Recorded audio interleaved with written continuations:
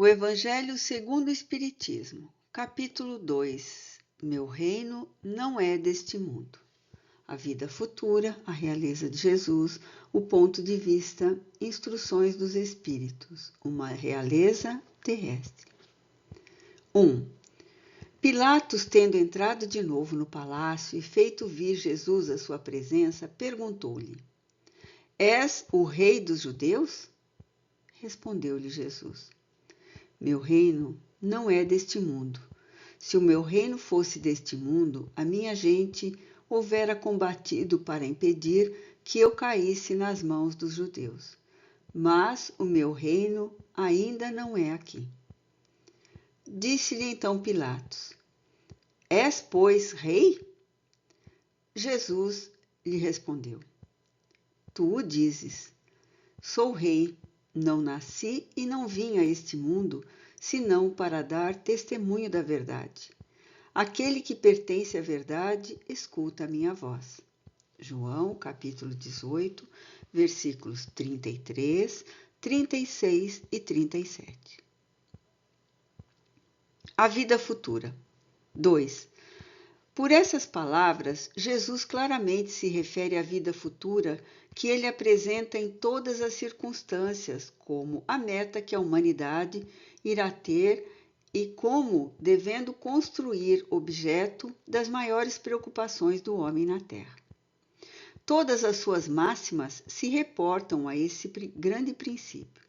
Com efeito, sem a vida futura, nenhuma razão de ser teria a maior parte dos seus preceitos morais, donde vem que os que não creem na vida futura, imaginando que ele apenas falava na vida presente, não os compreendem ou os consideram pueris.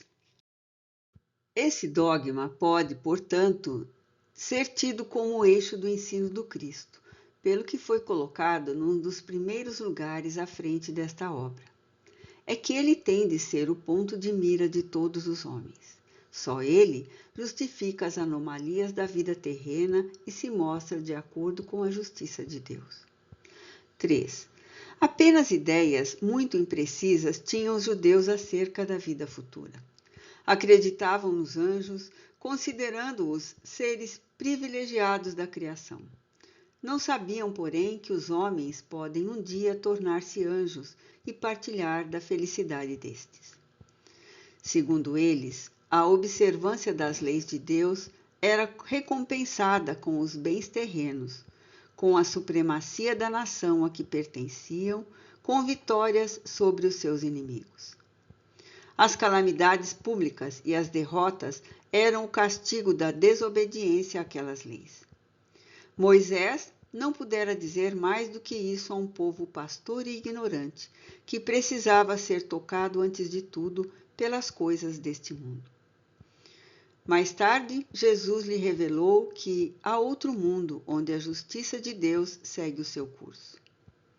É esse o mundo que ele promete aos que cumprem os mandamentos de Deus e onde os bons acharão sua recompensa. Aí o seu reino. Lá é que ele se encontra na sua glória e para onde voltaria quando deixasse a terra. Jesus, porém, conformando seu ensino com o estado dos homens de sua época, não julgou conveniente dar-lhes luz completa, percebendo que eles ficariam deslumbrados, visto que não a compreenderiam. Limitou-se a, de certo modo, apresentar a vida futura apenas como um princípio, como uma lei da natureza, a cuja ação ninguém pode fugir. Todo cristão, pois, necessariamente crê na vida futura, mas a ideia que muitos fazem dela é ainda vaga, incompleta e, por isso mesmo, falsa em diversos pontos. Para grande número de pessoas, não há, a tal respeito, mais do que uma crença, balda de certeza absoluta, donde as dúvidas e mesmo a incredulidade. O Espiritismo veio completar nesse ponto, como em vários outros, o ensino do Cristo, fazendo-o quando os homens já se mostram maduros bastante para aprender a verdade. Com o Espiritismo, a vida futura deixa de ser simples artigo de fé, mera hipótese. Torna-se uma realidade material que os fatos demonstram, porquanto são testemunhas oculares os que a descrevem nas suas fases todas e em todas as suas peripécias, e de tal sorte que, além de impossibilitarem qualquer dúvida a esse propósito, facultam à mais vulgar inteligência a possibilidade de imaginá-la sob seu verdadeiro aspecto, como toda a gente imagina um país cuja pormenorizada descrição leia. Ora, a descrição da vida futura é tão circunstanciadamente feita, são tão racionais as condições, ditosas ou infortunadas, da existência dos que lá se encontram, quais eles próprios pintam, que cada um, aqui a seu malgrado, reconhece e declara a si mesmo que não pode ser de outra forma, porquanto, assim sendo, patente fica a verdadeira justiça de Deus. A realeza de Jesus. 4. Que não é deste mundo o reino de Jesus, todos compreendem, mas também na terra não terá ele uma realeza? Nem sempre o título de rei implica o exercício do poder temporal. Dá-se título por unânime consenso a todo aquele que, pelo seu gênio, ascende à primeira plana numa ordem de ideias quaisquer, a todo aquele que domina o seu século e influi sobre o progresso da humanidade. É nesse sentido que se costuma dizer: o rei ou príncipe dos filósofos, dos artistas, dos poetas, dos escritores, etc.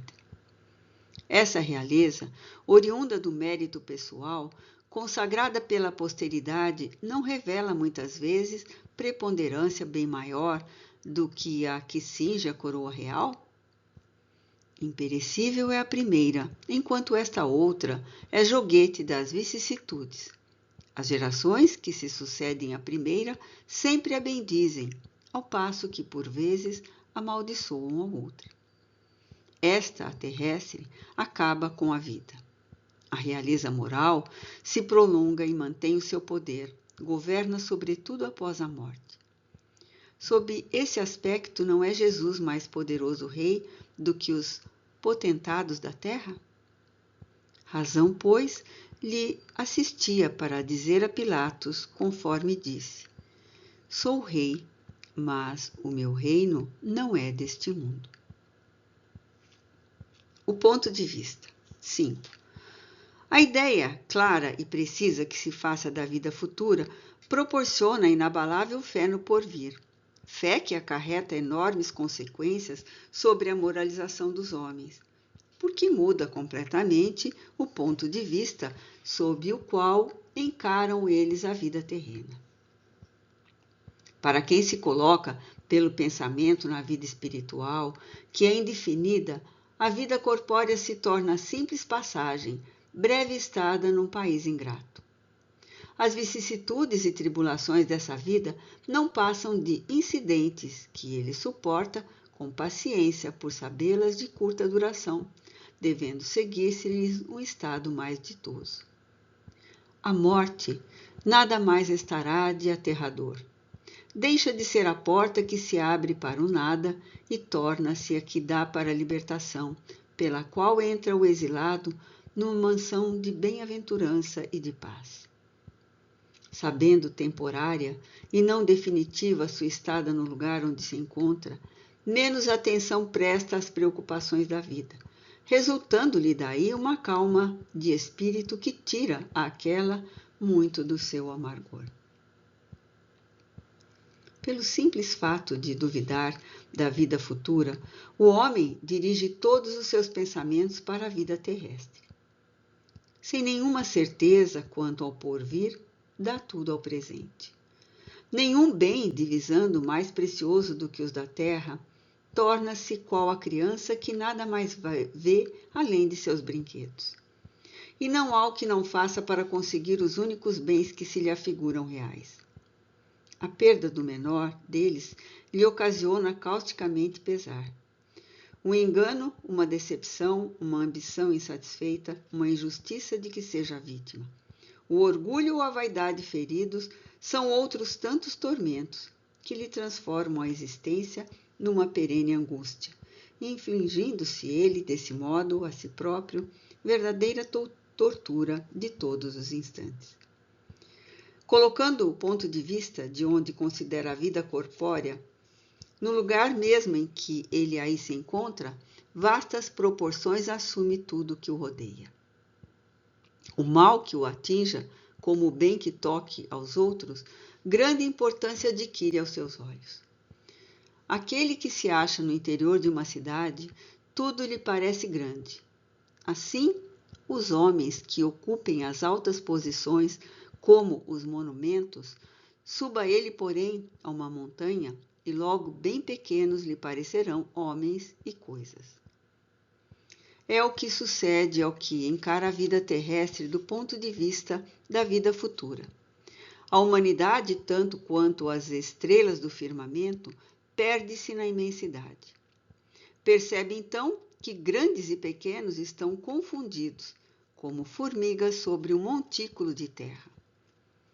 Que proletários e potentados são da mesma estatura, e lamenta que essas criaturas efêmeras, a tantas canseiras, se entreguem para conquistar um lugar que tão pouco as elevará e que por tão pouco tempo conservarão. Daí se segue que a importância dada aos bens terrenos está sempre em razão inversa da fé na vida futura. 6. Se toda a gente pensasse dessa maneira, dir-se-ia tudo na terra periclitaria, porquanto ninguém mais se ocuparia com as coisas terrenas. Não. O homem instintivamente procura o seu bem-estar, e embora certo de que só por pouco tempo permanecerá no lugar em que se encontra, cuida de estar aí o melhor ou o menos mal que lhe seja possível.